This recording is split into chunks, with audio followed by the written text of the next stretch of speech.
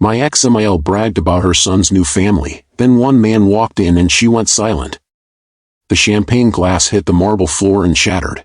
I thought I'd found the perfect cruise fare. Then I saw the real bill. Gratuities every single day. A tip on every drink, excursions and Wi-Fi, it all added up. So I found a smarter way. This planner shows you the true cost before you book. Now I sail with 0 surprises. Scan the code to grab yours for just $14. I watched my ex-mother-in-law's face drain of all color, watched her hand fly to her throat like she couldn't breathe, watched her take a step backward in her expensive heels and nearly lose her balance. 30 seconds earlier, she'd been smiling at me like she'd won the lottery. Some marriages simply have to end, Claire, before the right woman can enter the picture. Don't you think? She'd said it standing next to my ex-husband, his new wife, and their 3-month-old baby. She'd said it loud enough for half the ballroom to hear. She'd wanted me to cry. Wanted me to fall apart. Wanted proof that losing her son had destroyed me. Instead, I'd smiled and said, "I'm glad Daniel is happy."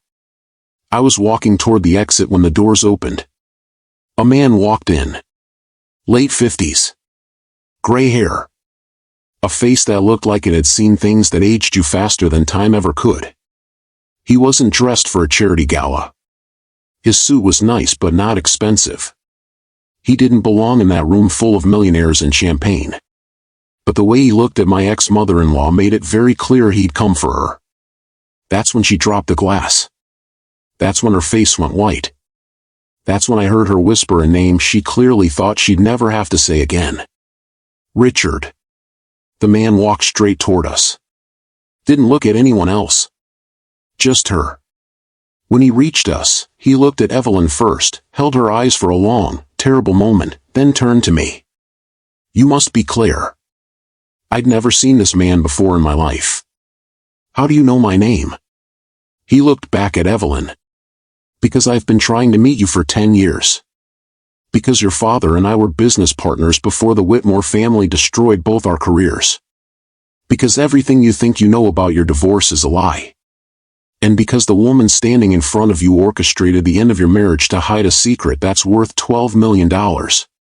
My ex-husband stepped forward. "What the hell are you talking about? Who are you?" Richard didn't take his eyes off Evelyn. "Ask your mother, Daniel. Ask her about the trust your grandfather set up. Ask her why she made sure you divorced Claire 3 years before you'd been married long enough to access it.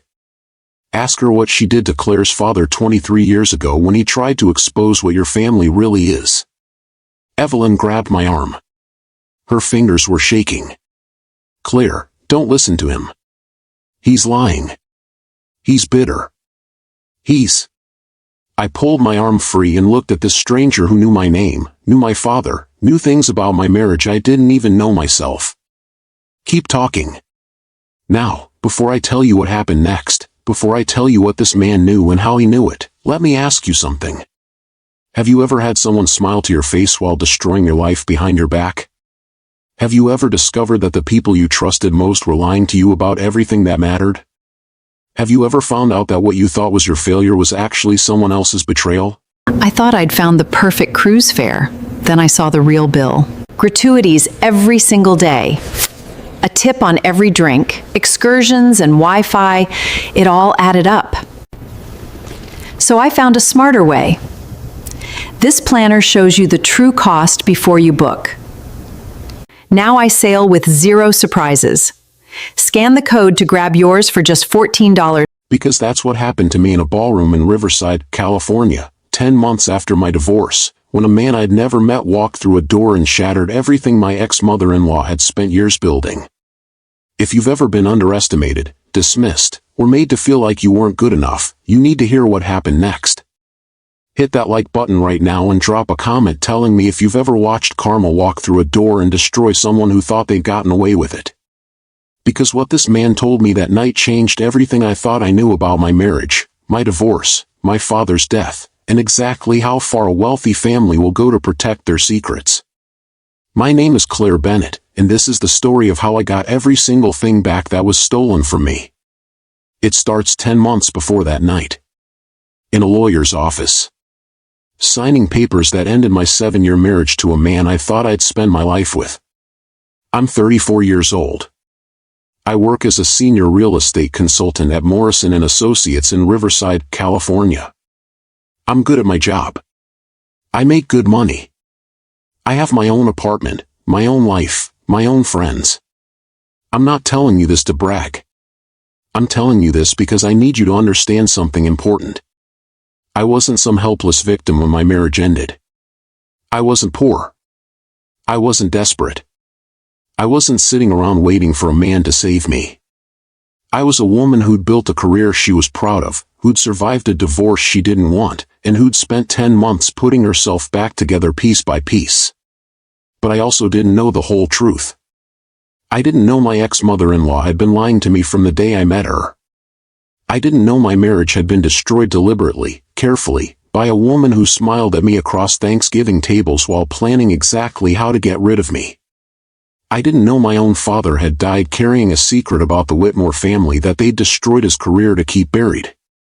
I didn't know any of it until Richard Hale walked into that ballroom. But I'm getting ahead of myself. Let me take you back to the beginning. To the woman I was before that night. To the marriage that should have worked but didn't. To the family that never wanted me but pretended they did. I grew up in San Marino, California. Not the wealthy part.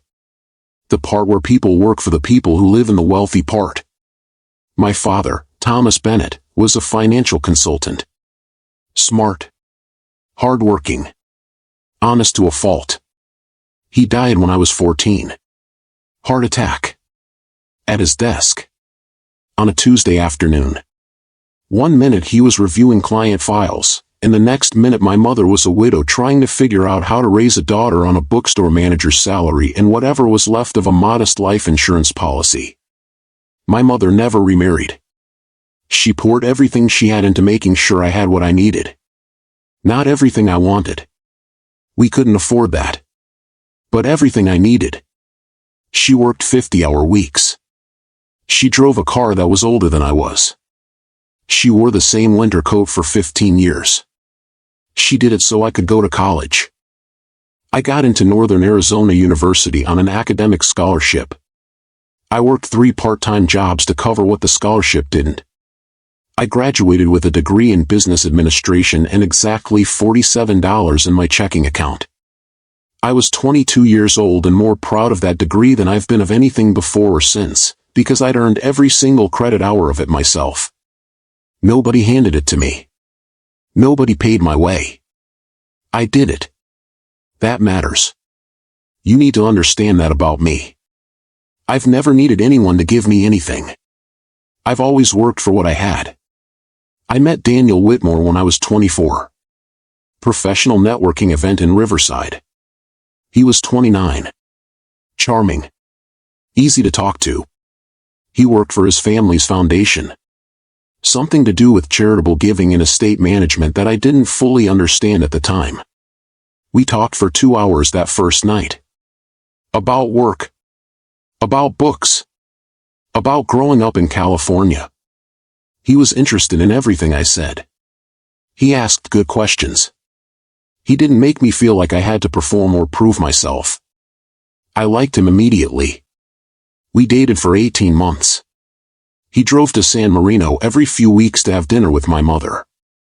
He sat at her kitchen table eating her cooking and asking about her work like it mattered. He made me laugh. He made me feel like I'd found someone who saw me clearly and liked what he saw. He proposed on a weekend trip to Santa Barbara. Down on one knee on the beach at sunset. The whole cinematic production. I said yes because I loved him and because some part of me that I'm not proud of believed that marrying Daniel Whitmore meant I'd finally made it somewhere that mattered. We got married when I was 25. Small ceremony. 70 guests. I wanted something simple. Evelyn insisted on planning most of it. That should have been my first warning. Evelyn Whitmore is 62 years old. Elegant. Wealthy. The kind of woman who's spent her entire life in rooms where everyone knows her name and her family's name and exactly how much money that name represents. She never said anything directly cruel to me. That wasn't her style. Instead, she'd say things like, "This might be more appropriate for our family," or, "I just want to make sure you feel comfortable, sweetheart," as if comfort and belonging were two different countries and I was only visiting one of them. At the wedding, she suggested I change my dress because the one I'd chosen was, and I quote, "a bit informal for a Whitmore family event." I changed the dress. She suggested we have the reception at the country club instead of the garden venue I'd picked. We had it at the country club. She suggested my mother sit at a table near the back because the front tables were reserved for the Whitmore family and their close friends. My mother sat near the back. I told myself she was just trying to help. That she wanted everything to be perfect. That this was how wealthy families did things and I needed to learn the rules if I was going to belong. I was wrong. Evelyn Whitmore wasn't trying to help me belong.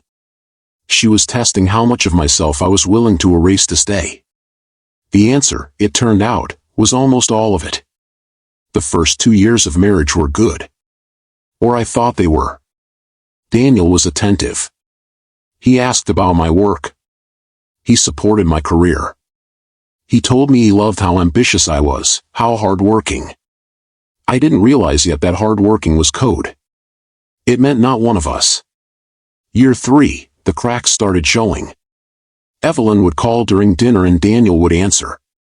Every single time. No matter what we were doing. She'd talk for 30 minutes about nothing important, and he'd sit there listening like she was delivering life-saving information. She'd suggest we move closer to the family estate in Riverside. We moved. She'd mention that the foundation was hosting a dinner and could I please wear something classic, something that wouldn't draw attention. I started keeping 2 wardrobes.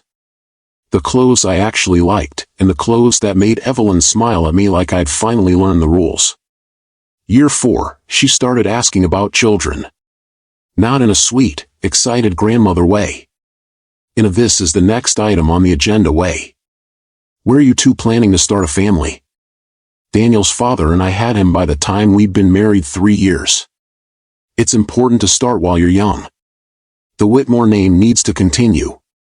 Daniel would deflect. Say we weren't ready yet. But I could see the pressure building in him like water behind a dam. His mother wanted something from him, and Daniel had never in his entire life figured out how to tell his mother no. Year 5, I got promoted to senior consultant at Morrison & Associates. Better pay. Better title. More responsibility. I'd worked toward it for 3 years.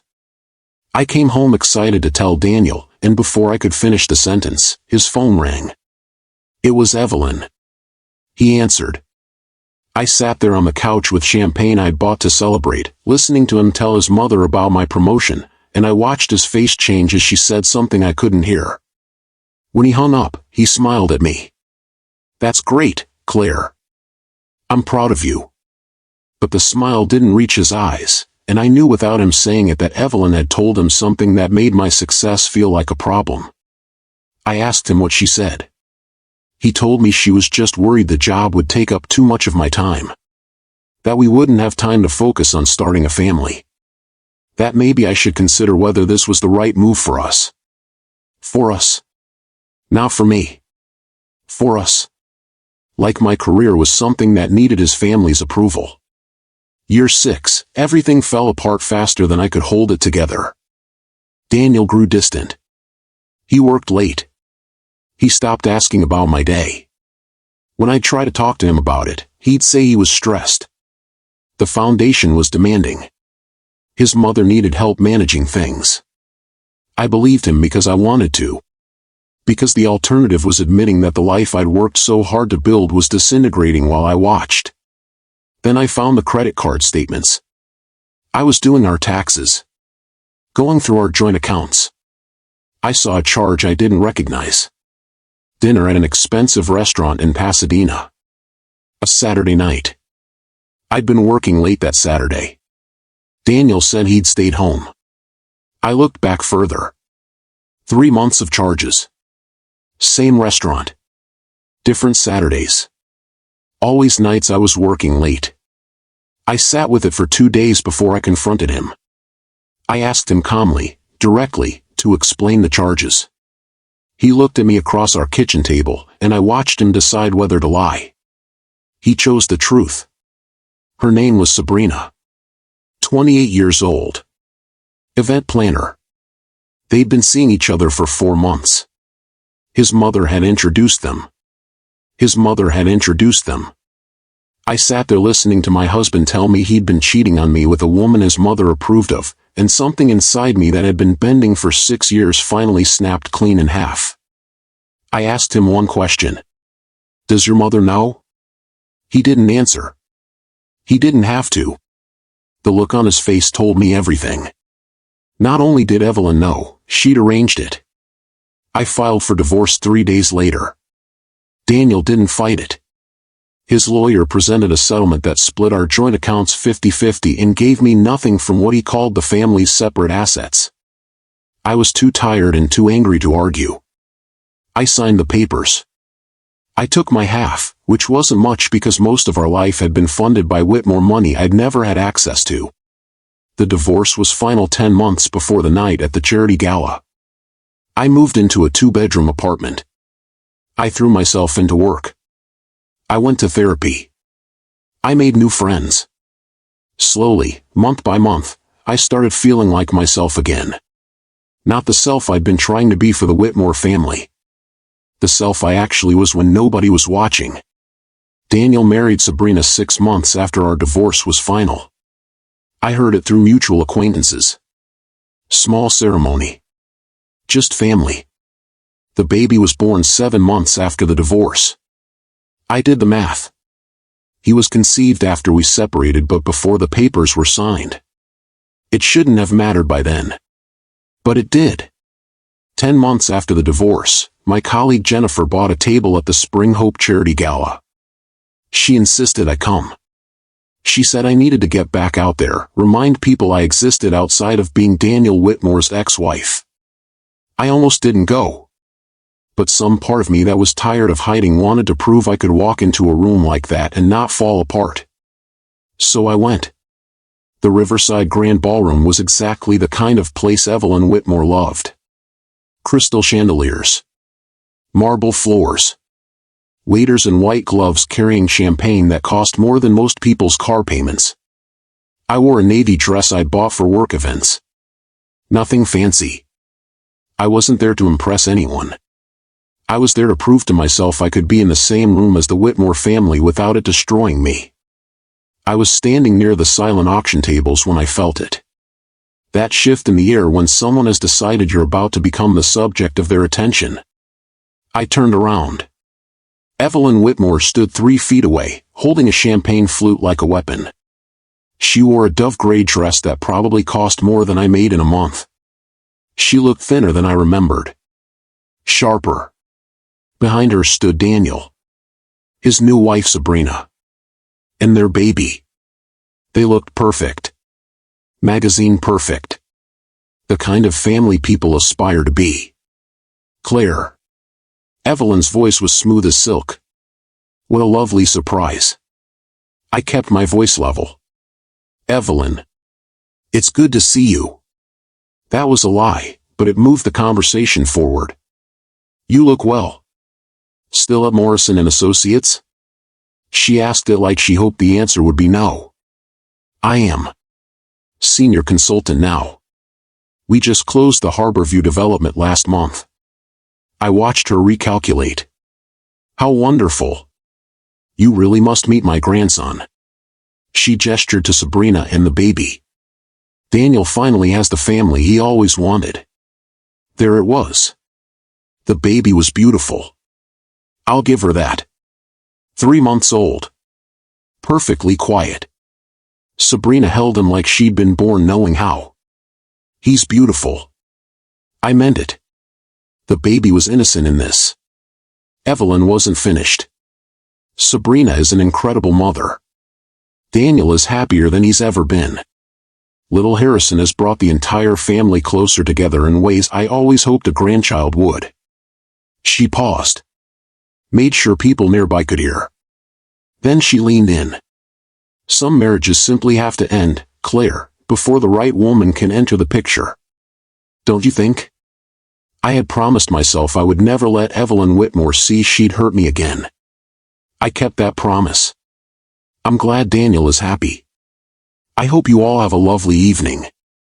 I turned and walked toward the exit. I saw disappointment flicker across her face. She'd wanted tears. Wanted me broken. I pulled out my phone. Texted Jennifer I was leaving. I was almost to the doors when they opened from the outside. That's when everything changed. That's when Richard Hale walked in. That's when the champagne glass shattered on the marble floor. That's when I learned that everything I thought I knew about my marriage, my divorce, and my father's death was a carefully constructed lie. And that's when I decided I was going to take back every single thing the Whitmore family had stolen from me. The man who walked through those ballroom doors looked like he'd spent 20 years waiting for this exact moment. Late 50s. Gray threaded through dark hair. Lines around his eyes that came from more than age. A scar through one eyebrow that was old enough to have its own story. His suit was dark and well-made but not expensive. No designer label. No silk tie. He wasn't trying to fit in with this crowd. He was here for one reason. Evelyn Whitmore. He stood in the doorway and scanned the ballroom methodically, like a man who knew exactly what he was looking for and exactly where to find it. His eyes landed on Evelyn. Still standing near the auction tables. Still holding her champagne. Still probably savoring her victory over me. I watched her see him. I've seen a lot of expressions on Evelyn's face over the years. Disapproval. Contempt. That tight smile she used when pretending to be polite. But I'd never seen her look afraid. The champagne glass fell from her hand. She didn't drop it dramatically. Her fingers simply stopped working. The glass hit the marble floor and shattered. Champagne and broken crystal spread across the white marble like evidence. Half the ballroom turned to look. Daniel moved toward his mother. Mom, what? But the man was already walking toward us. Straight line. Unhurried. He didn't look at anyone else. When he reached us, he stopped. Looked at Evelyn. Held her eyes. Then he turned to me. You must be Claire. His voice was quiet but it carried. I'd never seen this man before in my life. How do you know my name? He looked back at Evelyn. Because I've been trying to meet you for 10 years. Evelyn made a sound like all the air had left her lungs. Daniel stepped between them. Who are you? What do you want? The man kept his eyes on Evelyn. Ask your mother. She knows exactly who I am. Evelyn's hand came up to her throat. Her face had gone the color of old paper. Richard. She said it like a name she'd buried 20 years ago and never expected to hear again. Richard Hale. He said it back like a fact that couldn't be argued with. It's been 23 years, Evelyn. And I think it's time Claire knew the truth about what your family did to her father. What you did to her marriage. And exactly how much money you made sure she'd never know existed. My father. The words hit me like cold water. What does my father have to do with this? Richard looked at me, and something in his expression softened. Everything. Your father and I were business partners. We worked for the Whitmore family. We discovered things we weren't supposed to discover. Your father tried to do the right thing. They destroyed him for it. He turned back to Evelyn. And when her son married you, Thomas Bennett's daughter, 20 years later, Evelyn realized she had a problem. So she made sure you left before you could find out what they did. I felt like the floor had dropped out from under me. Daniel looked at his mother. Mom, what is he talking about? Evelyn's mouth opened. Closed. Opened again. Nothing. He's lying. He's bitter. This is. Richard pulled a folded piece of paper from his jacket pocket. Held it up. This is a copy of a trust agreement created by your grandfather, Daniel. $12 million. Set up to transfer to you and your spouse after 10 years of continuous marriage to the same person. He looked at me. You were married 7 years, Claire. 3 years short of the trigger date. Which means the money stayed in the family trust. Which means you were never informed it existed, even though you had a legal right to know. The ballroom had gone completely silent. Everyone was watching now. Evelyn grabbed my arm. Claire, please. Don't listen to him. Whatever he's told you, it's not. I pulled my arm free and looked at this stranger who knew my father, knew about my marriage, knew things I didn't know myself. Keep talking. Richard nodded. There's a diner 6 blocks west on Magnolia. I'll be there for the next 2 hours. Everything I know, everything your father left behind, it's yours. But not here. Not like this. He looked at Evelyn one last time. You should come too, Evelyn. After 23 years, I think it's time we all sat down and told the truth. Then he turned and walked back toward the doors. The entire ballroom watched him go. Evelyn's fingers were shaking when she grabbed my arm again. Claire, don't. Whatever he told you, he's lying. He's been lying for 20 years. He was fired for stealing. My father had no choice. If you listen to him, if you believe him. I looked down at her hand on my arm. Then at her face. For the first time since I'd known Evelyn Whitmore, she looked genuinely terrified. I pulled my arm free. I think I'll take my chances. I walked out of that ballroom. Through the same doors Richard had disappeared through. I didn't look back. Jennifer caught up with me in the parking lot. Claire, what the hell just happened? Who was that man? I'm about to find out. I got in my car and drove 6 blocks west to a diner I'd probably passed 100 times without noticing. Richard Hale was already there. Sitting in a booth by the window. A messenger bag beside him. He saw me walk in. Nodded once. I slid into the booth across from him. Start talking. He signaled the waitress. Ordered 2 coffees, black. Then he pulled the messenger bag onto the table and opened it. Inside was a folder. Thick. The kind that means someone's been collecting information for a very long time. Your father worked for the Whitmore family 23 years ago. For Evelyn's father, Jonathan Whitmore. Back when they were still running the business out of Pasadena before they moved to Riverside and started calling it a foundation. I knew my father had been a financial consultant. He'd worked for several families. What kind of business? The kind that moves money that should be taxed, investigated, or returned to the people it was taken from. Your father discovered it. He tried to report it. Jonathan Whitmore destroyed his career before he could. The waitress brought coffee. I didn't touch mine. My father never told me any of this. He was trying to protect you. Richard pulled out a document. Slid it across the table.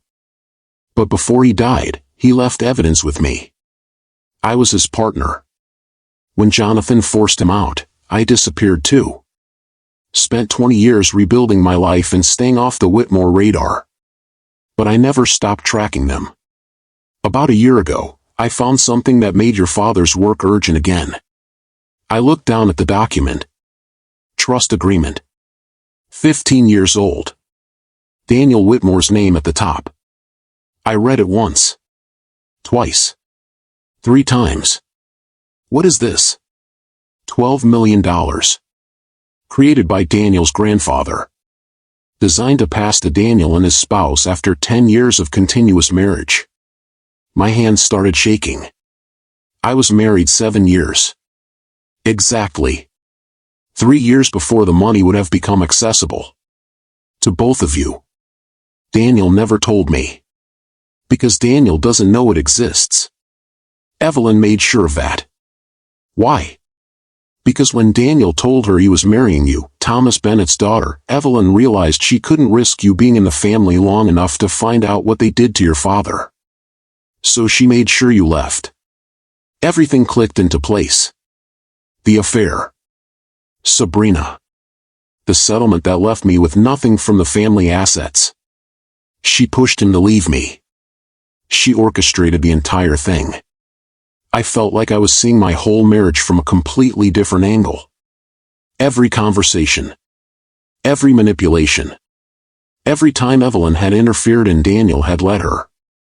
The divorce settlement. I signed papers. I walked away with half our joint accounts and nothing else. Because you were told you weren't entitled to family assets. That was true for assets you knew about. But the trust was different. You should have been informed.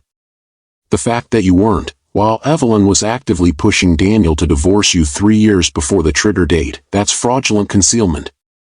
Richard pulled out more documents. Letters between my father and Jonathan Whitmore. Your father discovered Jonathan was moving money through shell companies. Fake charitable donations. Tax evasion disguised as estate planning. He gave Jonathan a chance to fix it quietly. Jonathan refused. So your father threatened to go to the authorities. And? Jonathan Whitmore had more money, more power, more connections than your father ever had. He destroyed your father's career. Spread rumors he was incompetent, maybe stealing. Your father spent his last 3 years trying to rebuild a reputation that had been burned to the ground. I thought about my father. How he'd worked himself to exhaustion. How he died at 51 of a heart attack. He died thinking he'd failed. He didn't fail, Claire. He was destroyed. But he was smart. He left evidence. Documentation. Proof. I've kept it safe for 20 years. Why now? Why wait? Because I needed to understand everything first. When I found the trust documentation and realized you'd been married to Daniel, I knew it wasn't coincidence.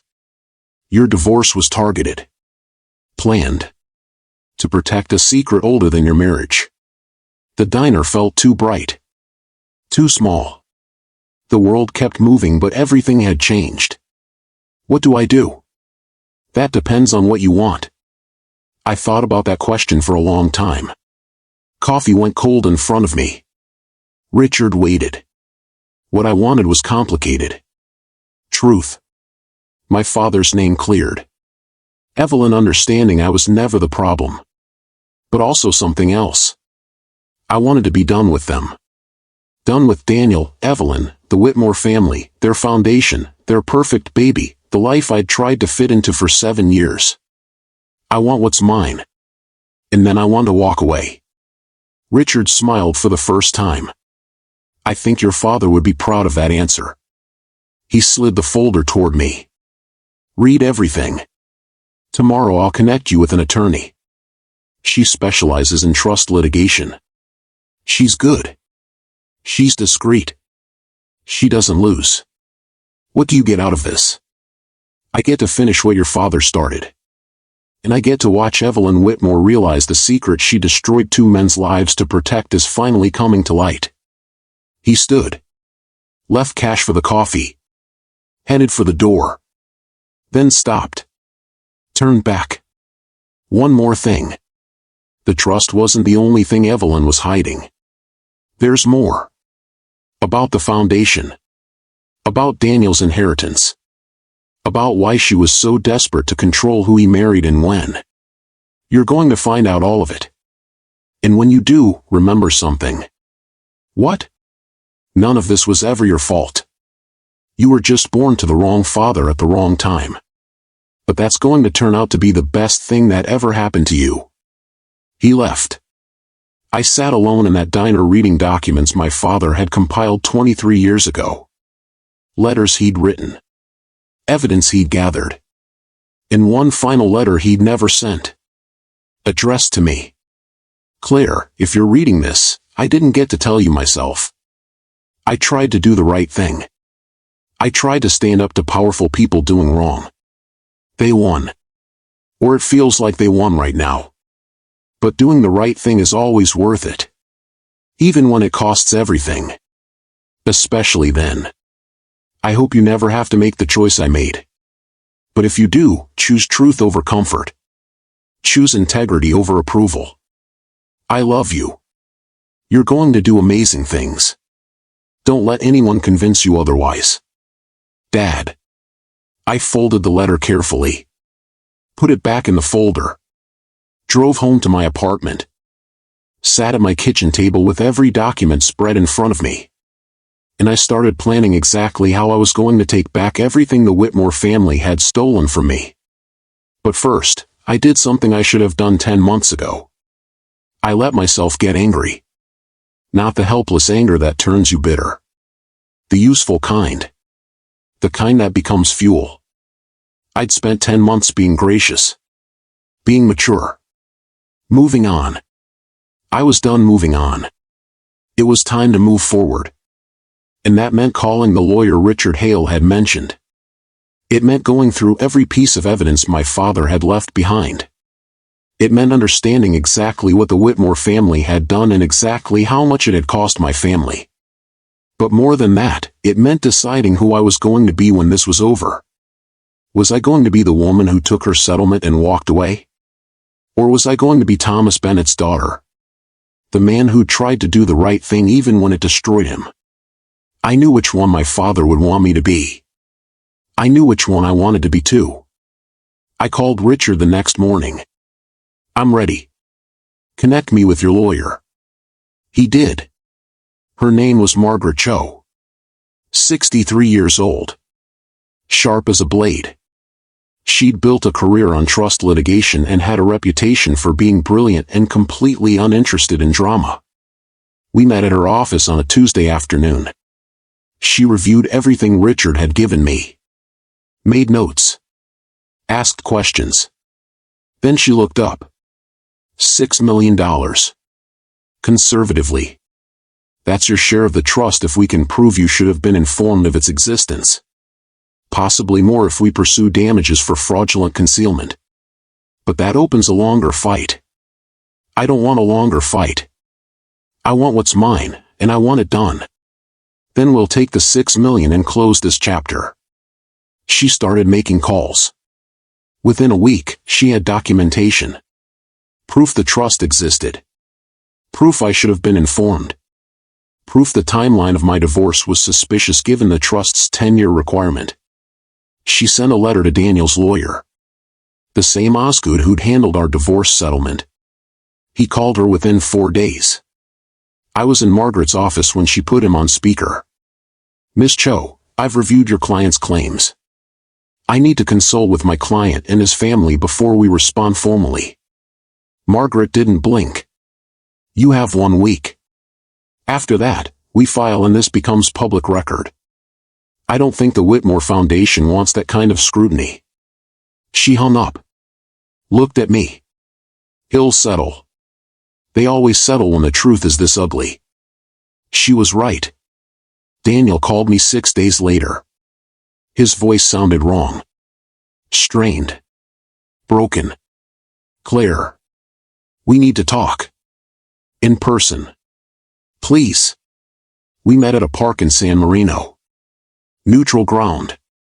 The same park where my father used to take me for hot chocolate when I was a kid. Daniel was already there when I arrived. Sitting on a bench near the duck pond. He looked like he hadn't slept in days. My mother told me. He said it before I'd even sat down. About the trust. About your father. About all of it. I sat on the far end of the bench. Left space between us.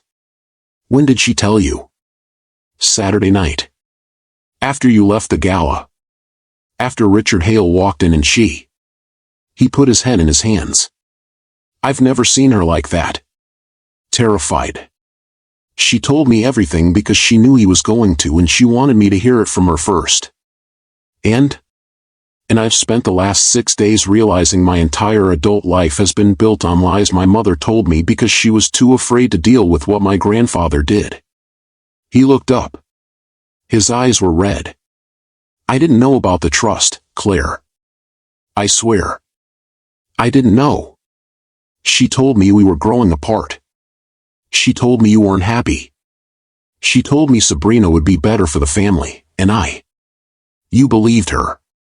Because it was easier than standing up to her. Yes. The word came out like a confession. I was weak. I am weak. And you deserve so much better than what I gave you. We sat in silence. Watched ducks circle the pond. I felt something strange. Not anger. Not vindication. Just deep, settling tiredness. The kind that comes when you finally stop carrying something you should have set down years ago. I'm not going to take you back, Daniel. I said it gently but firmly. I need you to know that before this goes any further. Whatever you're about to ask me, whatever you think this conversation is, I'm not coming back. He nodded slowly. Like he'd expected it, but it still hurt to hear. I'm not asking you to. I just needed you to know I'm sorry. And I'm going to make this right. How? However you want. Richard gave me his number. He says you're entitled to half the trust. Maybe more depending on how a judge interprets the marriage duration clause. My lawyer says fighting it would take years and cost more than it's worth and make me look. He stopped. It doesn't matter how it makes me look. It's yours. I'm not going to fight you. I looked at this man I'd once loved enough to marry. Who'd promised me forever and broken that promise because his mother asked him to. Something in my chest finally, completely let go. Thank you. We talked for 20 more minutes. Worked out details.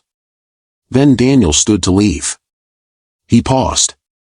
Looked back. Sabrina's a good person. But she's not you. I think I'm always going to know that. Then I hope you figure out how to be the person she deserves. The person you never quite managed to be for me. He walked away across the park. I sat alone on that bench. Watching ducks. Thinking about my father. About Richard Hale. About the strange way justice sometimes arrives. Not with fireworks. But with folders of documents and quiet Sunday conversations.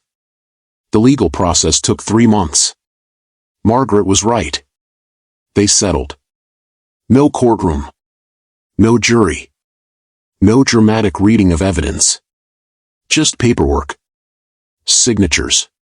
And on a Tuesday morning in June, a wire transfer appeared in my bank account. $6 million. I sat at my kitchen table with coffee and the newspaper, staring at a number I'd never imagined seeing attached to my name. I thought about all the ways this money could change my life. Stop working. Travel. Buy a house. Instead, the first thing I did was set up a scholarship fund at Riverside Community College. In my father's name. For students studying finance and ethics. The irony wasn't lost on me. The second thing I did was call my mother. Claire? Is everything all right? Her voice was worried immediately. The way mothers' voices get. Everything's fine, Mom. Better than fine. I need to tell you something about Dad. I told her everything. About Richard. About the trust. About what her husband had tried to do 23 years ago and what it had cost him. We both cried. When we were done, she said what I needed most to hear. He'd be so proud of you, Claire. Not because of the money. Because you didn't let them make you bitter. The third thing I did was nothing at all for a very long time. I went to work. Closed deals. Had dinner with friends. Lived my life the way I'd been living it for 10 months.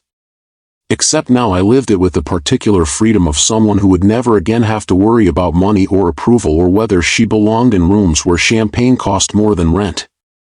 And then, on a Saturday in August, I met Ethan Cole. He was an architect. 52. Widowed 3 years earlier. Grown children. A practice that specialized in affordable housing development. The kind of work that doesn't make you rich but makes neighborhoods better. We'd crossed paths professionally before. He designed a community center in one of the developments Morrison and Associates managed. I'd always found him easy to work with. Thoughtful. Someone who listened more than he talked. I ran into him at a coffee shop in Old Pasadena on a Saturday morning. Both of us there too early for the weekend crowd. He asked if I wanted to join him. We talked about work first. Then books. Then grief and divorce and the strangeness of rebuilding life after the person you thought you'd grow old with disappears from the story. I spent the first year after Susan died angry. He stirred sugar into his coffee slowly. Angry at the cancer. Angry at God. Angry at myself for not noticing the symptoms sooner. Then one day I woke up and realized the anger was just exhausting. So I decided to stop. Just like that? Just like that.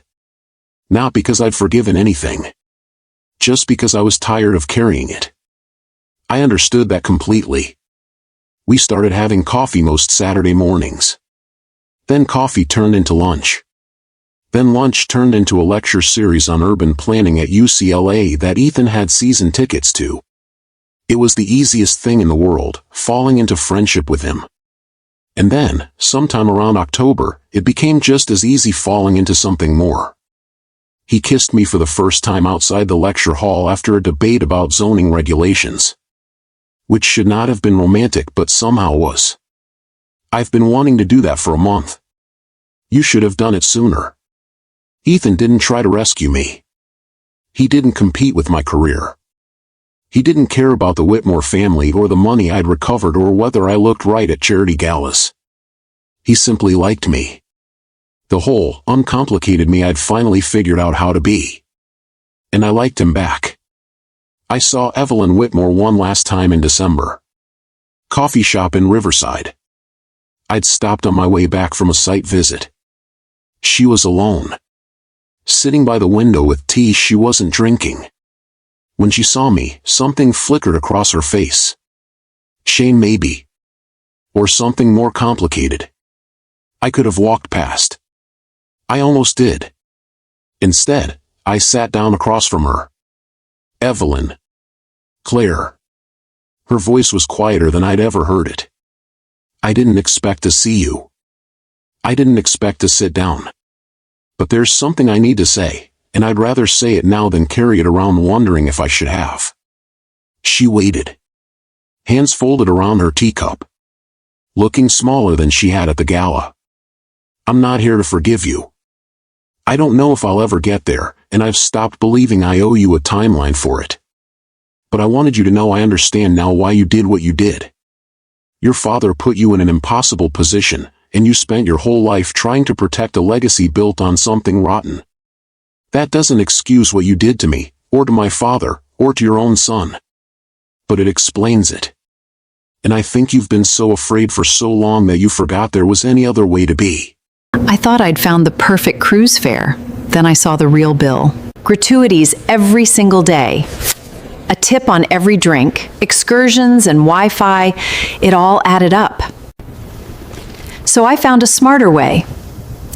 This planner shows you the true cost before you book. Now I sail with 0 surprises. Scan the code to grab yours for just $14. Evelyn's eyes filled. Long silence. Finally, barely a whisper. I thought I was protecting Daniel. I thought I was protecting all of us. And instead I destroyed the one woman who might have actually made him happy. You can't fix that. And I can't fix it for you. But you can stop doing it. You have a grandson now. You have a chance to be a different kind of grandmother than your father was a grandfather. That's not nothing, Evelyn. If you're brave enough to take it. I stood to leave. She reached out. Caught my hand. Thank you. For being kinder to me than I deserve. I'm not doing it for you. I'm doing it because the person I've become doesn't need to be cruel to feel strong. I walked out into California December that felt like spring. Sun warm on my face. I understood with peaceful clarity that I was finally, completely done with the Whitmore family. Not because I hated them. Because I'd built a life that had nothing to do with them at all. Ethan and I drove to the mountains for New Year's. Big Bear. A cabin his late wife's family owned. We arrived at sunset. Sky pink and gold over pines. Spent the evening cooking dinner together in a kitchen that smelled like wood smoke and something older and quieter than either of our complicated histories. At midnight, we stood on the deck watching fireworks bloom over the lake. Ethan pulled me close. Not desperate. Not uncertain. Just steady. Like something built to last because it had been built carefully by two people who'd both learned the hard way what happened when you rushed. I love you. I know it's fast. I know we're both still figuring out what this is. But I wanted to say it here, at the start of something, so you'd know. I love you too. I meant it in a way I hadn't been sure I'd ever mean anything again after Daniel. This was different. Choice, not rescue. Partnership, not performance. The life I'd built on the other side of everything the Whitmore family had tried to take from me. Somewhere back in Riverside, Daniel was probably celebrating with Sabrina and their perfect baby. Evelyn was probably hosting some elegant dinner for friends who still believed the image she'd spent decades constructing. And I was here. In the mountains. With a man who knew every complicated piece of my story and loved me not despite them but including them. I thought about my father. About Richard Hale, who spent 20 years making sure truth didn't stay buried. About the scholarship fund that would help some kid from a family like mine. And I thought about the fact that the best revenge I'd ever managed wasn't making the Whitmore family suffer. It was becoming someone who didn't need them to suffer for me to be happy. At 12:01, my phone buzzed. Text from Daniel. Happy New Year, Claire. I hope you're well. I looked at it for a long moment. Typed back. I am. Truly. I hope you are too. I meant it. Put the phone away. Went back inside where Ethan was pouring champagne and the fire was crackling and the whole New Year spread out in front of me like a gift I'd finally earned the right to open. Not because I'd gotten even. Because I'd gotten free. Now, before I tell you what happened 2 years later, when the scholarship fund awarded its first grants and I found out exactly how far the Whitmore family's secrets went, I need you to do something for me. If this story has touched you, if you've ever been in a situation where someone tried to make you feel like you weren't enough, if you've ever had to rebuild your life after someone broke it, I want you to subscribe to this channel right now. Hit that like button. Share this video with someone who needs to hear it. A daughter going through a divorce. A friend who thinks her best years are behind her. A woman who's forgotten that she's stronger than the people who tried to break her. And drop a comment. Tell me your story. Tell me about the time you chose yourself. Tell me about the moment you realized getting free was better than getting even. I need to back up for a moment. Because there's a piece of this story I haven't told you yet. A piece that matters more than the money or the settlement or even the justice. It's about what happened in the 3 months between Richard Hale walking into that ballroom and the day $6 million appeared in my bank account. Because those 3 months changed me in ways the divorce never did. The morning after I met Richard at the diner, I woke up at 5 a.m. with my father's unsent letter on my nightstand. I'd read it 4 times before falling asleep. I read it again that morning with coffee I didn't remember making. Choose truth over comfort. Choose integrity over approval. I called my mother before 6. She answered on the second ring, voice alert in that way mothers' voices are when their children call at unusual hours. Claire? What's wrong? Nothing's wrong, Mom. I need to tell you something about Dad. I heard her sit down. The creak of her kitchen chair. The same chair she'd sat in for 20 years. I'm listening. I told her everything. About Richard Hale. About the Whitmore family destroying Dad's career. About the trust. About Evelyn orchestrating my divorce. About the $12 million I never knew existed. She was quiet for a long time when I finished. Then she said something I didn't expect. I knew. What? I knew something happened with the Whitmore family. Your father never told me details. He was trying to protect me the same way he tried to protect you. But I knew they'd done something to him. I watched him work himself to death trying to rebuild what they destroyed, and I couldn't do anything to stop it. Her voice broke. I'm so sorry, sweetheart. I should have warned you when you started dating Daniel. I should have told you to stay away from that family. But I didn't know his last name was Whitmore until the engagement announcement, and by then you were so happy, and I thought maybe I was being paranoid. Maybe it was a different Whitmore family. Maybe enough time had passed that it wouldn't matter. Mom, this isn't your fault. I know. But I've carried it anyway for 7 years. Watching you marry into the family that killed your father. He died of a heart attack. He died of a broken heart, Claire. There's a difference. We sat on the phone in silence, both of us crying, both of us carrying grief we hadn't known how to share. Finally, she said, "What are you going to do?" "I'm going to finish what Dad started. I'm going to make them pay for what they did.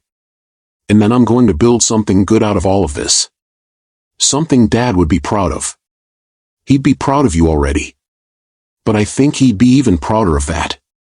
That same morning, Richard called. "Margaret Cho can see you today at 2. Her office is on 4th Street. I'll text you the address." I met Margaret in an office that looked exactly like what you'd expect from a woman who'd spent 40 years winning cases nobody thought could be won. Diplomas on the wall.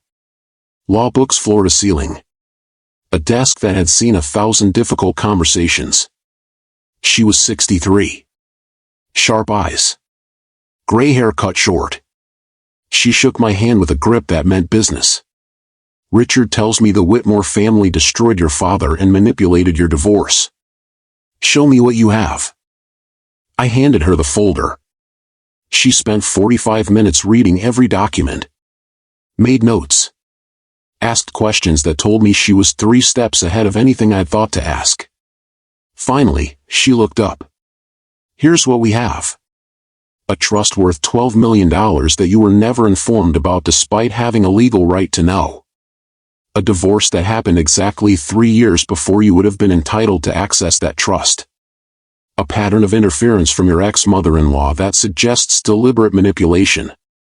And documentation that the Whitmore family destroyed your father's career for trying to expose financial fraud." She tapped her pen against her legal pad.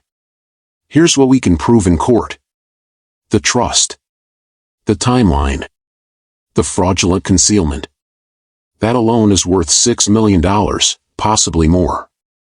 The rest, your father's case, that's harder. It happened 23 years ago.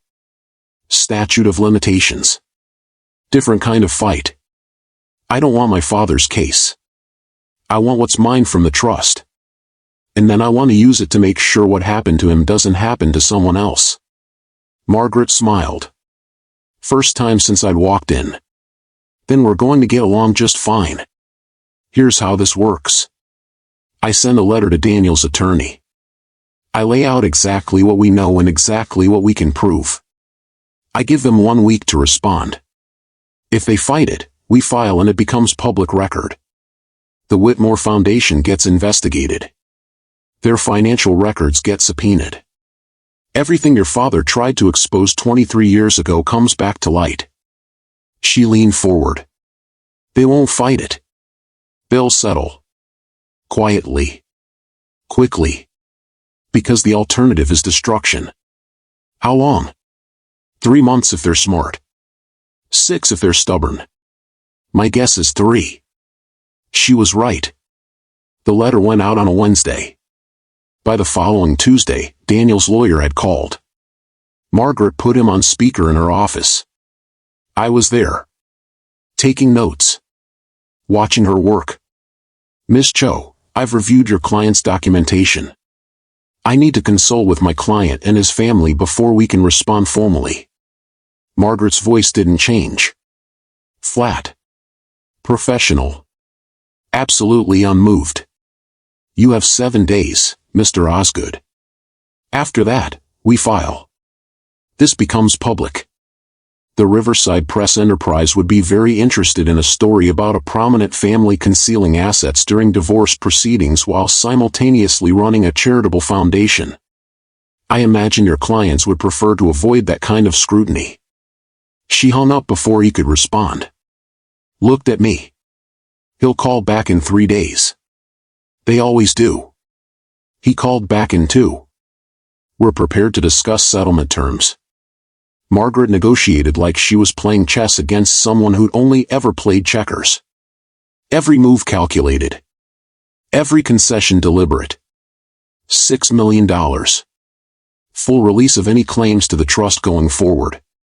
Non-disclosure agreement that prevents either party from discussing the settlement terms but does not prevent Ms. Bennett from discussing the existence of the trust or her father's history with the family. Osgood tried to argue. Tried to negotiate down. Tried to include broader non-disclosure terms. Margaret shut him down every single time. 2 weeks later, we had an agreement. But before I could sign it, Daniel called me. His voice on the phone sounded like it had aged 10 years in 2 weeks. Claire. Please. I need to see you. I need to explain. There's nothing to explain, Daniel. Your lawyer and my lawyer are handling everything. This isn't about the lawyers. This is about my mother. About what she did. About what I didn't know. His voice cracked. Please. One conversation. That's all I'm asking. Against Margaret's advice, I agreed. We met at the same park in San Marino where we'd met before. The park where my father used to take me as a child. Neutral ground. Daniel was already there when I arrived. He looked terrible. Like he hadn't slept or eaten in days. His suit hung loose. His face was drawn. He stood when he saw me. Didn't try to hug me. Didn't try to touch me. Just stood there with his hands in his pockets like he didn't know what else to do with them. Thank you for coming. I sat on the bench. He sat on the opposite end. Same as last time. Distance between us. My mother told me everything. When? The night after Richard Hale walked into that gala. She was terrified. I'd never seen her like that. She thought he was going to expose everything right there in front of everyone. When we got home, she fell apart. Told me about the trust. About your father. About how she'd manipulated our marriage from the beginning. He put his head in his hands. I didn't know, Claire. I swear to God, I didn't know about any of it. The trust, what my grandfather did to your father, how she'd been planning to get you out of the family before we hit the 10-year mark. None of it. But you knew she wanted me gone. You knew she introduced you to Sabrina. You knew she offered you money to leave me. Yes. So you knew enough. Yes. We sat in silence. Ducks circled the pond. Some were behind us, children were playing. The world kept moving. I'm not going to forgive you today, Daniel. Maybe not ever. But I need you to understand something. This isn't about whether you knew about the trust. This is about the fact that you chose your mother over me every single time it mattered. For 7 years, I watched you choose her comfort over my dignity. Her approval over our marriage. Her version of who I should be over who I actually was. I looked at him. The trust is just money. What you did to me was worse than money. You made me feel like I was the problem. Like I wasn't enough. Like if I could just be more like Sabrina or dress better or talk less about my work or make your mother happy, then maybe I'd finally deserve to be loved by you. Tears were running down his face now. You did deserve it.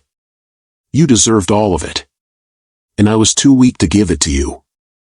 I know. I stood up. Your lawyer and my lawyer are finalizing the settlement. I'm taking what I'm owed from the trust, and then I'm done.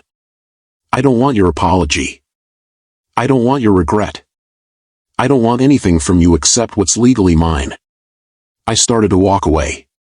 He called after me. Sabrina left me. I stopped. Turned back. What? She left. 2 weeks ago. She said she can't trust me. Can't trust that I won't let my mother destroy our marriage the same way I let her destroy ours. She took Harrison and moved in with her parents. She's filing for divorce. There was a time when hearing that would have felt like vindication. Like karma. Like justice. Now it just felt sad. I'm sorry that happened to you. I mean that. But it's not my problem to fix. I know. I just thought you should know that you were right. About all of it. And I'm finally understanding what it cost you to be married to someone who never learned how to choose you. I hope you learn before it's too late for Harrison. He deserves a father who knows how to stand up to his grandmother. I walked away. This time, I didn't look back. The settlement was finalized 3 weeks later. Margaret called me on a Tuesday morning in June. It's done. The wire transfer will hit your account within 48 hours. $6 million. Everything we asked for. They didn't fight a single term. I sat down at my kitchen table. Thank you, Margaret. You did the hard part.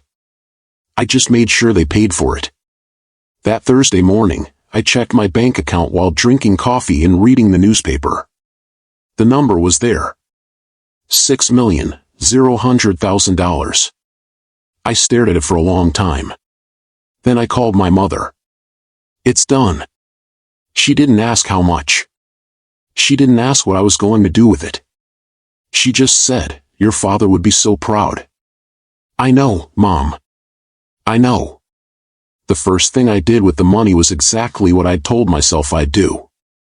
I set up the Thomas Bennett Scholarship Fund at Riverside Community College. I worked with the college's foundation director, a woman named Patricia who'd been running their scholarship programs for 15 years. She understood immediately what I was trying to do. We want to help students studying finance and ethics. Students who come from families like mine. Who are working 3 jobs to pay for school. Who understand what it means to do the right thing even when it costs you everything. Patricia's eyes got bright. Your father would have loved this. I think he would have too. We structured it so the fund would give 3 full-ride scholarships every year. Tuition, books, living expenses. Everything a student would need to focus on learning instead of surviving. The first scholarships wouldn't be awarded for 2 more years. But knowing they were coming, knowing my father's name would be attached to something that helped instead of hurt, that mattered more than the money ever could. The second thing I did was call Richard Hale. I want to take you to dinner. Somewhere nice. To say thank you. You don't owe me anything, Claire. You spent 20 years keeping my father's evidence safe. You found me. You gave me the truth. I owe you everything. He was quiet for a moment. Your father was my best friend. What they did to him destroyed me almost as much as it destroyed him. Getting to finish what he started, getting to watch you take back what they stole, that's all the thanks I need. Then let me buy you dinner anyway. We met at a restaurant in Old Pasadena. Nice but not fancy. The kind of place where the food mattered more than the scene. Richard told me stories about my father I'd never heard. About how they'd met in grad school. How they'd started their consulting business with nothing but a shared office and a dream. How my father had been the most ethical person he'd ever known. He wouldn't cut corners. Not even the legal ones that everyone else cut. He used to say that integrity wasn't something you could practice part-time. You either had it or you didn't. He sounds like someone I wish I'd known better. He talked about you constantly. How smart you were. How proud he was. How he was working so hard so you could have opportunities he never had. Richard's eyes got distant. The day he died, he'd just finished a client meeting. New client. First one in 6 months willing to hire him after what the Whitmores did. He called me, said he finally felt like maybe he could rebuild. That maybe the worst was over. He paused. He was wrong. The worst was the heart attack that killed him 3 hours later. But he died thinking things were going to get better. I've held on to that. It's not much, but it's something. I reached across the table. Took his hand. Thank you for telling me that. Thank you for everything. We sat there for a long time. Two people connected by a man we'd both loved. Both lost. Both tried to honor in the only ways we knew how. The third thing I did was nothing at all for almost 2 months. I went to work. Closed deals. Lived my normal life. Except now I lived it with the particular kind of freedom that comes from knowing you'll never have to worry about money again. Never have to stay in a job you hate. Never have to compromise yourself for security. It was a strange feeling. Like walking around with a safety net I'd never had before. Morrison & Associates offered me a partnership in July. I was in my office when my boss, David Morrison himself, came in and closed the door behind him. Claire, you've been with us for 6 years. You've brought in more business than anyone else in your division. Clients love you. Your team respects you. We'd like to make you a partner. He slid a contract across my desk. I looked at it. Read through the terms. It was generous. More than generous. Can I think about it? He looked surprised. Most people would have said yes immediately. Of course. Take all the time you need. I took the contract home. Read it 3 more times. Called my mother. They offered me partner. That's wonderful, sweetheart. I don't know if I want it. Why not? Because I've spent the last 6 years building someone else's business. What if I want to build my own? She was quiet for a moment. Then I think you have your answer. I called David the next morning. I appreciate the offer. Truly. But I'm going to pass. He tried to talk me out of it. Offered better terms. More money. More flexibility. I held firm. This isn't about the offer. It's about what I want to build next. And I think I need to do that on my own. I gave my notice 2 weeks later. My last day was mid-August. That Saturday morning, I went to my usual coffee shop in Old Pasadena. The place I'd been going every weekend for the past year. Early enough to beat the crowds. Ethan Cole was there. I'd seen him before. We'd worked together on a community center project 2 years earlier. He designed it. Morrison & Associates had managed the development. He was an architect. 52. Widowed. I knew that much from conversations we had during the project. He was sitting alone with coffee and the newspaper. I ordered my usual. Turned around. Our eyes met. He smiled. Gestured to the empty chair at his table. Claire Bennett, right? Morrison & Associates? I walked over. Not anymore, actually. Last day was Friday. Moving to a different firm? Starting my own. He looked impressed. That takes courage. Or stupidity. I haven't decided which yet. He laughed. It was a good laugh. Genuine. I'm going to guess courage. We talked for 2 hours. About work at first. Then about books. Then somehow about grief and loss and the strangeness of rebuilding life after the person you thought you'd grow old with disappears from the story. I spent the first year after Susan died angry. He stirred sugar into his coffee slowly, deliberately. Angry at the cancer. Angry at God. Angry at myself for not noticing the symptoms sooner. The doctors said I couldn't have known. That by the time there were symptoms, it was already too late. But I still felt like I should have done something. Noticed something. Saved her somehow. How did you stop being angry? One day I woke up and realized the anger was just exhausting. It wasn't bringing her back. It wasn't making me feel better. It was just making me tired. So I decided to stop. Just like that? Just like that. Not because I'd forgiven anything. Not because the pain was gone. Just because I was tired of carrying it. I understood that completely. We started meeting for coffee most Saturday mornings after that. It was easy. Comfortable. He didn't try to impress me. Didn't try to fix me. Didn't try to be anything other than exactly who he was. A man who'd loved someone and lost them and figured out how to keep living anyway. By September, coffee had turned into lunch sometimes. By October, lunch had turned into a standing invitation to a lecture series on urban planning at UCLA. Ethan had season tickets. His daughter had been using them but moved to Portland for work. You'd be doing me a favor, honestly. I hate going alone, and these are too good to waste. I went to the first lecture not expecting much. It was fascinating. Two professors debating zoning regulations and affordable housing development. The kind of thing that should have been boring but wasn't when the people talking about it actually cared. Afterward, Ethan and I stood in the parking lot for 45 minutes arguing about whether mixed-use development actually helped low-income communities or just displaced them.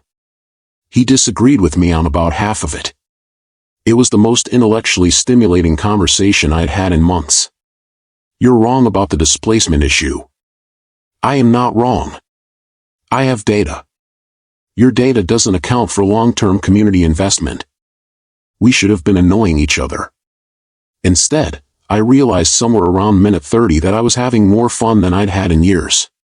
The second lecture was even better. Afterward, we grabbed dinner at a small Italian place near campus. We talked about his late wife. About my divorce.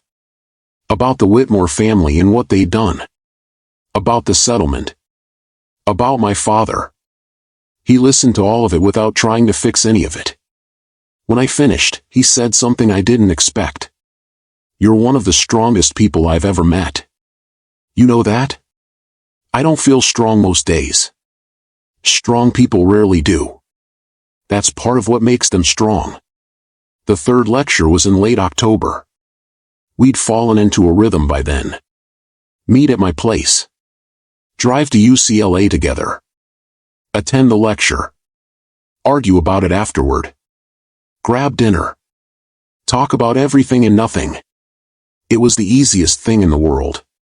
That night, after a particularly heated debate about transportation infrastructure, we were walking back to his car when he stopped. Turned to me. I've been wanting to do something for the last month, but I didn't want to mess up what we have. And I really value what we have. But I also think I'll regret it if I don't at least ask. Ask what? Can I kiss you? I laughed. Not because it was funny. Because it was perfect. You should have asked sooner. He kissed me in a UCLA parking lot under terrible fluorescent lights, and it was the most romantic thing that had ever happened to me. When we pulled apart, he was smiling. I've wanted to do that since the zoning debate in September. The zoning debate was good. The zoning debate was when I realized I was falling for you. We stood there in that parking lot, both of us grinning like teenagers, both of us knowing this was the start of something real. We took it slow after that. Slow on purpose. Both of us had learned the hard way what happened when you rushed. We had dinner once a week. Coffee every Saturday. The lecture series every other Tuesday. We talked about everything. His kids, both grown. My career. His architecture practice. My plans for starting my own consulting firm. He never once tried to compete with me. Never tried to diminish what I'd accomplished. Never suggested I should slow down or do less or be smaller. He just liked me. The whole, uncomplicated me I'd finally figured out how to be. And I liked him back. By December, we were spending most weekends together. Nothing dramatic. Just easy. Comfortable. The way love is supposed to feel when you're old enough to know the difference between passion and performance. That's when I saw Evelyn Whitmore for the last time. I was driving back from a site visit in Riverside. Stopped at a coffee shop I'd been to 100 times. She was sitting alone by the window. Cup of tea in front of her that she wasn't drinking. She looked smaller than I remembered. Older. The sharp edges worn down by something I couldn't quite name. When she saw me, something flickered across her face. Not fear this time. Shame maybe. Or something more complicated than shame. I could have walked past her. Should have walked past her. Instead, I sat down. Evelyn. Claire. Her voice was quieter than I'd ever heard it. I didn't expect to see you.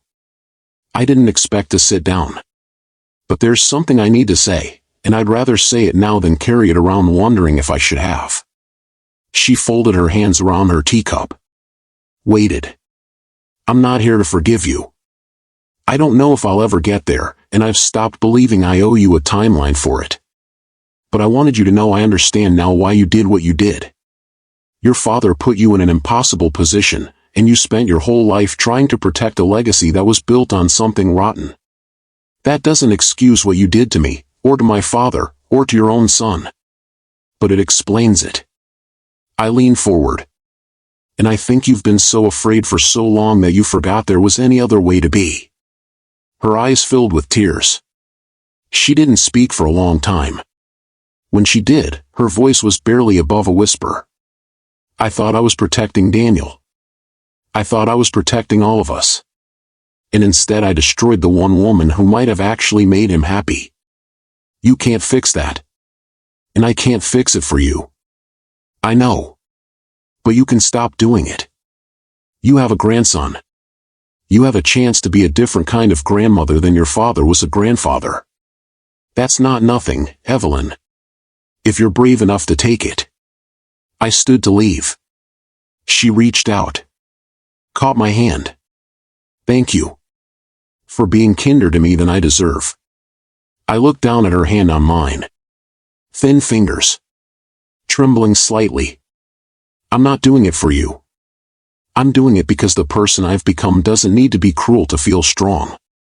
I walked out of that coffee shop into a California December that felt more like spring. Sun warm on my face. Breeze carrying the smell of eucalyptus. And I understood with a clarity that felt almost peaceful that I was finally, completely done with the Whitmore family. Not because I hated them.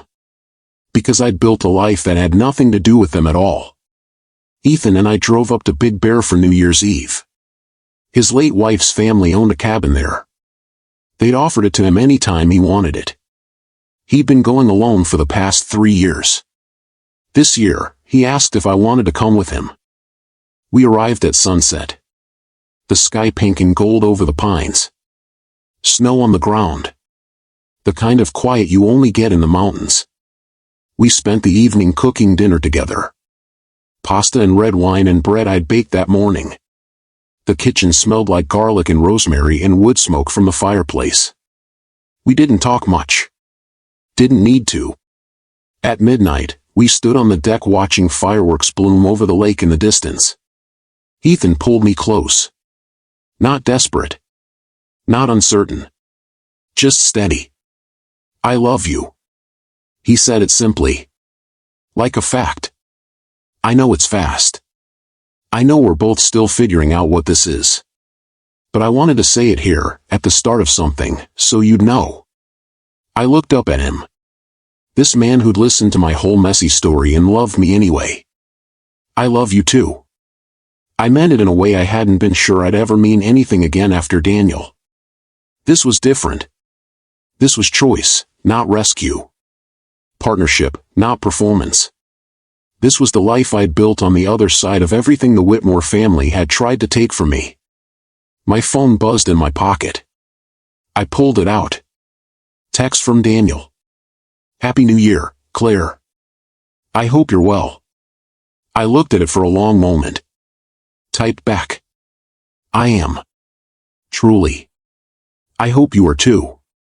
I meant it. I put the phone away and went back inside where Ethan was pouring champagne and the fire was crackling. We toasted to new beginnings. To second chances. To the people we'd become on the other side of loss. Now let me tell you what happened in the 2 years after that. Because this is where the story becomes less about what was taken from me and more about what I built in its place. I started my own consulting firm in February. Bennett Property Solutions. I kept it small on purpose. Just me and 2 junior associates I hired from Morrison and Associates who wanted to do things differently. We specialized in affordable housing development, working with nonprofits and community organizations. The kind of projects that didn't make you rich but made neighborhoods better. Exactly the kind of work Ethan did. We collaborated on 3 projects that first year. A community center in San Bernardino. A mixed-use development in Riverside. An affordable housing complex in Ontario. It was the most satisfying work I'd ever done. My mother came to the office opening. Brought flowers. Cried when she saw my father's name on the scholarship fund plaque I'd hung on the wall. This is what he wanted for you. Not the money. Not revenge. This. Building something good. I know, Mom. She hugged me for a long time. In March, Richard Hale called. The Whitmore Foundation is being investigated. For what? Everything. Financial irregularities. Fraudulent charitable donations. Tax evasion. Everything your father tried to expose 23 years ago. Someone leaked documents to the state attorney general's office. Did you leak them? He was quiet for a moment. Let's just say your father's evidence found its way to people who could actually do something with it. Good. The investigation took 18 months. Made headlines in the Riverside Press Enterprise. The foundation's board resigned. Evelyn stepped down. Daniel tried to distance himself, but the damage was done. I felt sad about it. But I didn't feel responsible. They'd built their legacy on fraud. It was always going to collapse eventually. In June, Ethan and I bought a house together in South Pasadena. Not too big. Not too small. 3 bedrooms. A yard. An office where I could work from home. We moved in on a Saturday with help from his kids and my mother and Richard Hale, who showed up with a truck and refused to let me carry anything heavier than a lamp. That night, we sat on the back porch with wine and looked at our house. Our house. I never thought I'd have this again. Ethan took my hand. Neither did I. But I'm really glad I do. Me too. In September, I heard through mutual acquaintances that Daniel and Sabrina's divorce was final. That he'd moved into an apartment alone. That Evelyn's health was declining rapidly. I sent him a text. I heard about your mom. I'm sorry. If you need anything, let me know. He responded an hour later. Thank you. That means more than you know. I didn't respond after that. Some bridges you burn. Some you just stop crossing. In November, the Thomas Bennett Scholarship Fund announced its first recipients. 3 students. All of them from families like mine. All of them working multiple jobs to pay for school. All of them studying finance and ethics. The awards ceremony was at Riverside Community College on a Thursday evening. My mother came. Richard came. Ethan came. I stood at the podium and talked about my father. Thomas Bennett believed that doing the right thing was always worth it, even when it cost you everything. He tried to expose fraud when it would have been easier to look the way. It destroyed his career. It might have contributed to his death. But he did it anyway because integrity wasn't something he could practice part-time. I looked at the 3 students sitting in the front row. These scholarships are for students who understand what my father understood. That ethics matter. That truth matters. That sometimes the right thing is the hard thing, and you do it anyway. I paused. My father didn't get to see his work finished. But you will. And I hope that 20 years from now, when you're faced with a choice between comfort and truth, you'll choose truth. Not because it's easy, but because it's who you are. The students came up afterward. Shook my hand. Thanked me. One of them, a young woman named Maria, had tears in her eyes. My father died when I was 12. He was a janitor at an office building downtown. He worked nights so he could be home with us during the day. He used to tell me that honest work was nothing to be ashamed of. That the people who looked down on him were the ones who should be ashamed.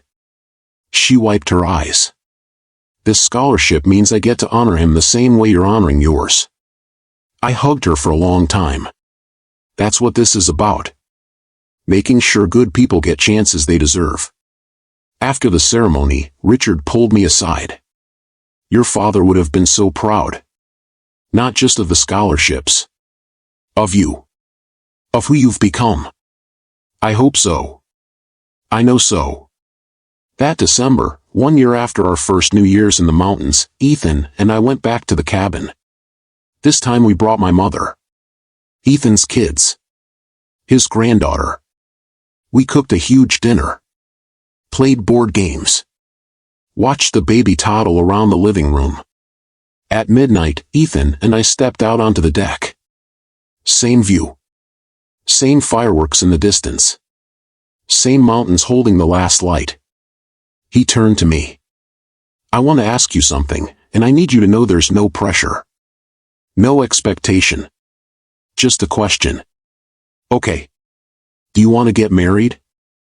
I looked at him. This man who'd never once tried to fix me or change me or make me smaller. Eventually, yes. But not yet. He smiled. Good. That's exactly what I was hoping you'd say. Why ask then? Because I wanted you to know I'm thinking about forever with you. And I wanted to make sure you were thinking about it too. I am. I'm just not ready to be someone's wife again yet. I'm still figuring out who I am as just me. I love who you are as just you. I know. That's why I think we'll actually make it. We stood there holding hands in the cold. Both of us knowing we had time. Both of us knowing we didn't need to rush. 2 years after that New Year's, I made partner in my own firm.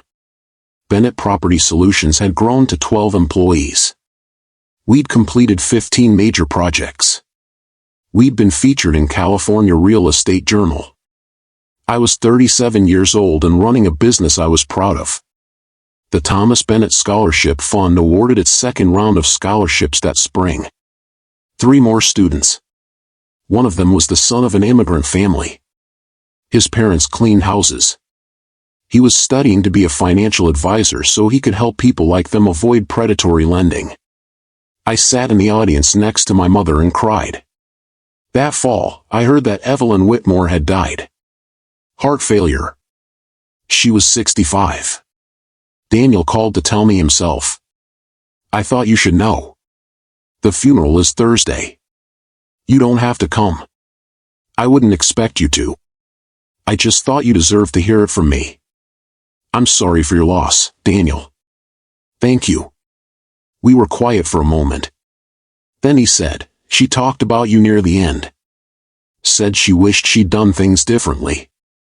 Said you were right about everything. I'm glad she had that clarity before she died. Me too. I didn't go to the funeral. But I did send flowers. The card said, "May you rest in peace." I meant it. That December, Ethan asked me again. We were in our kitchen. Making dinner. The radio playing quietly. He turned to me. I asked you 2 years ago if you wanted to get married eventually. You said yes, but not yet. Is it still not yet? I looked at this man I'd built a life with. Who'd never once tried to change me. Who loved me exactly as I was. It's not yet anymore. Is that a yes? That's a yes. We got married in the spring. Small ceremony. 40 guests. My mother. His kids. Richard Hale. The students from the scholarship fund. Friends we'd made together. No crystal ballrooms. No expensive champagne. No mother-in-law planning everything. Just us. And the people we loved. And a future we'd chosen deliberately. I wore a simple dress. Ethan wore a suit he already owned.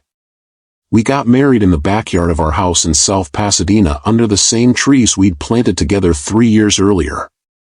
Richard walked me down the aisle. He leaned in as we reached the front. Your father would have loved this. Would have loved him. I know. The reception was in the same backyard. Casual. Joyful. The kind of celebration that felt like us. At one point, I found myself standing alone for a moment near the back fence. My mother came up beside me. "You did it, sweetheart." "Did what?" "Built the life you were supposed to have." I leaned my head on her shoulder. "Yeah. I think I did." Now, before I finish this story, I want to talk to you for a moment. Not as Claire. As the woman telling you this story. As someone who's been through what you might be going through right now. If you're watching this and you're going through a divorce, I need you to know something. It gets better. Not right away. Not in a week or a month or even a year. But it gets better. The person who made you feel small doesn't get to define you. The family that didn't appreciate you doesn't get to decide your worth. The life you thought you were supposed to have isn't the only good life available to you. Sometimes the best thing that ever happens to you is losing something you were killing yourself to keep. If you're watching this and someone has betrayed you, manipulated you, made you doubt yourself, I need you to hear this. You are not the problem. Their inability to see your value is not a reflection of your value. It's a reflection of their blindness. And if you're watching this and you think it's too late, that you're too old, that you've missed your chance, that the best years are behind you, I need you to understand something. I started my business at 34. I met the love of my life at 35. I got justice at 36. I got married at 39. My best years weren't behind me. They were just beginning. And yours can be too. So here's what I need you to do right now. Subscribe to this channel. Hit that like button. Share this video with every woman you know who needs to hear it. Your daughter going through a divorce. Your friend who thinks she's too old to start over. Your sister who stayed too long in something that was breaking her. Share it with all of them. Because stories like this matter. They remind us that we're stronger than we think we are. That justice exists even when it takes time. That the best revenge isn't making someone suffer. It's building a life so good you forget to care whether they're suffering or not. Drop a comment and tell me your story. Tell me about the time you chose yourself. Tell me about the moment you realized you were worth more than someone was willing to give you. Tell me about the day you walked away and didn't look back. I read every single comment. And I want to hear from you. Because your story matters just as much as mine. And now let me tell you how this story ends. 5 years after my divorce, I'm sitting in my backyard in South Pasadena with my husband and my mother and a life I built entirely on my own terms. The Thomas Bennett Scholarship Fund has helped 15 students. 3 of them have graduated and are working in financial services. One of them called me last month to say she just reported her employer for fraudulent accounting practices. She did the right thing even though it cost her the job. Just like my father did. Just like I did. Bennett Property Solutions just completed its 50th project. We employ 23 people. We've helped build housing for over 3,000 families. Richard Hale comes to dinner once a month. He's 77 now. Still sharp. Still keeping track of the Whitmore family investigation, which resulted in millions in fines and the permanent closure of their foundation. My mother is healthy. Happy. Proud. She tells everyone she meets about her daughter who started her own business and married a good man and built something beautiful out of something broken. And me? I'm happy. Not in the fairy tale way where everything is perfect. But in the real way where you wake up in a life you chose and you're grateful for it. I still think about Daniel sometimes. About Evelyn. About the years I spent trying to be someone I wasn't. But I don't think about them with anger anymore. I think about them the way you think about a detour you had to take that ended up showing you a better route than the one you'd originally planned. I heard through mutual acquaintances that Daniel eventually remarried. Someone he met at a grief support group after his mother died. Someone who, by all accounts, doesn't take any of his nonsense. I hope he's happy. I mean that. Because my happiness doesn't require his misery. That's how I know I've healed. So here's what I want you to take away from this story. 1. Your worth isn't determined by the people who couldn't see it. 2. It's never too late to choose yourself. 3. The life you build after everything falls apart can be better than the life you thought you were supposed to have. 4. Doing the right thing is always worth it, even when it costs you. 5. The best revenge is living well. 6. Family isn't always blood. Sometimes it's the people who show up when blood walks away. 7. Love shouldn't require you to be smaller. It should give you room to be exactly who you are. And 8. The chapters you write after 30, 40, 50, 60, they can be the best chapters of your whole life. Don't let anyone tell you otherwise. Thank you for listening to my story. Thank you for being here. Thank you for being part of this community of strong, resilient, incredible women who refuse to let anyone else write their ending. If this story touched you, subscribe to Mr. Hawthorne Soul Stories for more real-life lessons about resilience, justice, and the power of choosing yourself. Hit that notification bell so you never miss a story. And remember, the best revenge isn't getting even. It's getting free. I'll see you in the next story. Until then, keep building the life you deserve. You're worth it.